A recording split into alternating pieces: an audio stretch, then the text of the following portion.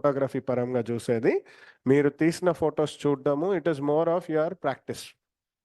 ఒక competitive spirit, competitive environment మీరే create చేయాలి. ఎట్లయితుంది అంటే మీరు తీసే ఒక్కొక్క ఫోటోలో కదా ఒక ఇన్స్పిరేషన్ రావాలి. Be very positive. ఇది ఎవరు వచ్చి నేర్పించేది కాదు, వ్యక్తిగతంగా మీరు నేర్చుకునేది, ఇండివిజువల్గానే ఉంటుంది. ఫొటోస్ గ్రూప్గా తీయరు, చూడండి మీరు ఫోటోగ్రాఫర్. అండ్ అగైన్ సబ్జెక్ట్ ప్రకారంగా థియోరెటికల్గా మాట్లాడాలంటే ఈచ్ సబ్జెక్ట్కి 360/360 పర్స్పెక్టివ్స్ ఉంటుంది.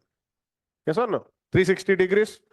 సేమ్ సెంటర్ నుంచి చూడడానికి, నేను ఇక్కడి నుంచి చూడడానికి ఎంతో వేరియేషన్ ఉంటుంది. అండ్ ఇది మరీ థియోరెటికల్గా చెప్పాలంటే సముద్రంలో ఎట్లింగ్ అంటాం కదా, ఈవెన్ 1 degree వేరియేషన్ వచ్చిందంటే వాళ్ళ గమ్యం చేంజ్ అయిపోతాయంట. తెలుసా ఇది మీకు? ఎందుకంటారు?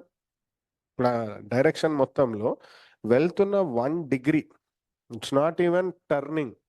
ఇప్పుడు మనం రోడ్ మీద పోతే కొంచెం ఇట్లా ఇట్లా కొట్టుకొని వెళ్ళొచ్చు, దక్క కొట్టుకొని వెళ్ళొచ్చు, లేదా ఒక దారి తప్పితే ఇంకొక షార్ట్ కట్కి వెళ్ళొచ్చు.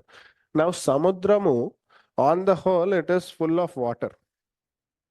ఈవెన్ 1 degree, 1 degree వేరియేషన్ వచ్చినా కానీ వెళ్ళాల్సిన గమ్యం చేంజ్ అయిపోతున్నట్టు ఫోటోగ్రఫర్కి కూడా ఒక్కొక్క డిగ్రీ పర్స్పెక్టివ్. ఇమాజిన్, సేమ్ మనిషి సేమ్ ఆబ్జెక్ట్